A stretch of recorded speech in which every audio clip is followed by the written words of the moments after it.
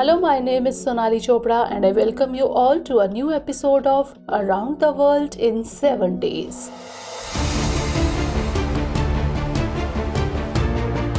Famous author Jim Butcher said about America that America's idea of diplomacy is to ask what you would like, with a gun in one hand and a sandwich in the other.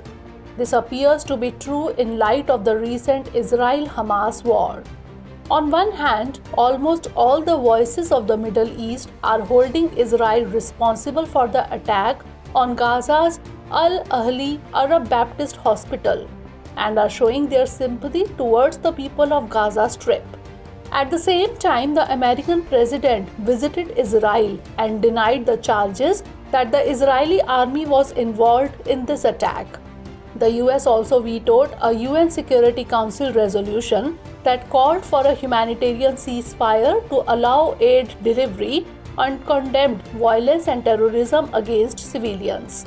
In such a situation, America's indifferent attitude towards the suffering of Palestinians and America's assurance of unconditional security assistance to Israel has incited anger against America in the Middle East countries.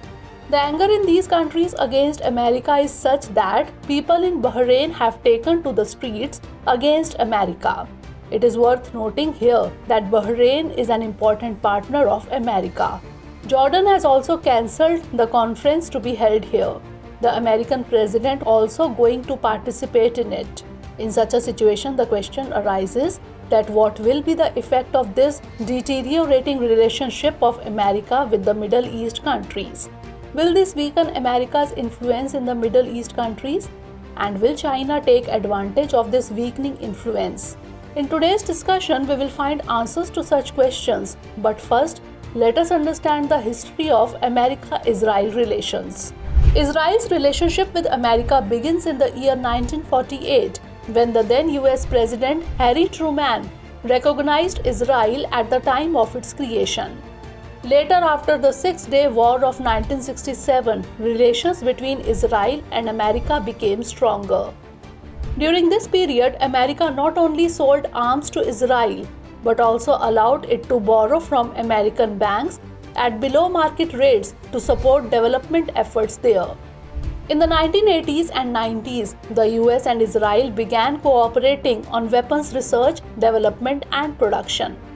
In 1999, the United States began spending billions annually to promote lasting peace between Israel and its Arab neighbors. After the 9/11 terrorist attacks, that money helped fuel advances in Israeli surveillance technology and signals intelligence that by the 2000s nearly rivaled those of the US. With these efforts, in the year 2011, Israel included Iron Dome in its defense equipment, which is still one of the best defense systems in the world. The situation of Israel's high technological capabilities today is such that Israel's advanced technological capabilities have even made America too dependent on its military equipment to a great extent.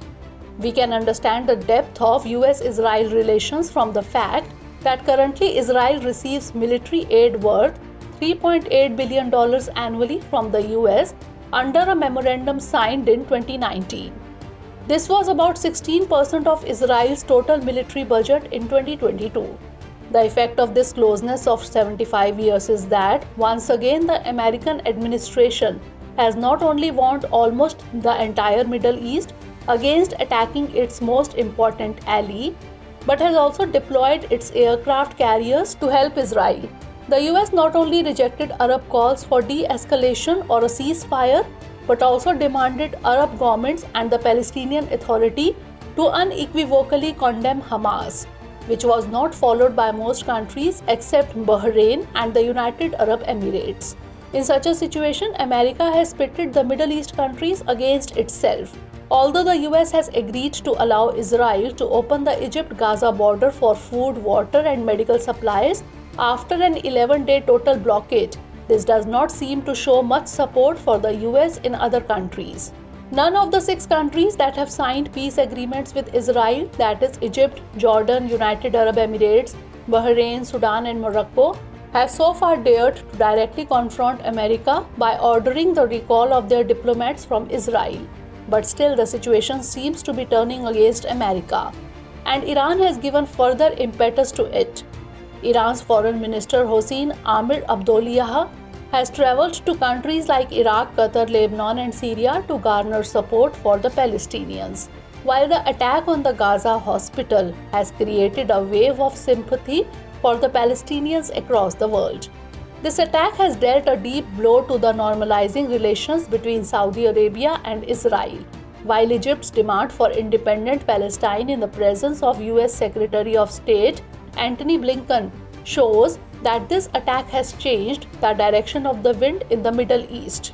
Along with this, the cancellation of the conference to be held in Jordan has also challenged America's stature in the Middle East affairs. Analysts are considering this as a major strategic defeat for America. With this defeat of America, China has intensified its efforts in the Middle Eastern region. While China has expressed its commitment to work with Egypt to bring stability in the Middle East, it has also increased its stature among Islamic countries by supporting the independent state of Palestine.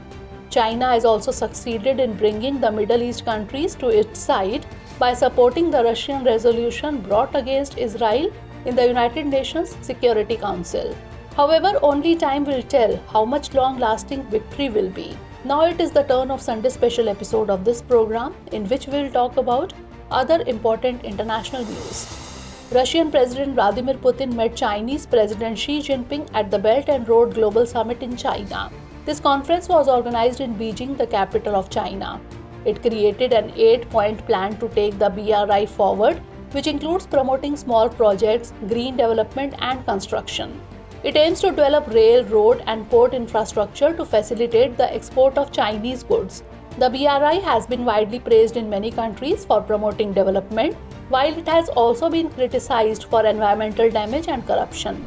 The US has unveiled a new military aid package in support of Ukraine at a 2-day meeting in Brussels. In this package, America will provide $200 million assistance to Ukraine, including air defense rockets and ammunition. This is the first package set out since Congress removed new funding to avoid a government shutdown. It is noteworthy that after the Russian invasion, till now America has provided military aid worth $44 billion to Ukraine. This includes tanks, rockets, and ammunition. At the meeting, the Ukrainian president urged allies for additional support and also stressed the importance of advanced air defense capabilities. Apart from this, various issues related to security were discussed in this meeting. This also includes damage to a gas pipeline and telecommunications cable connecting Finland and Estonia. A report has been issued by the US Congressional Commission to evaluate the strategic position of America. The report said that America should be prepared for the possibility of war with China and Russia. For this, America will have to emphasize on its military modernization.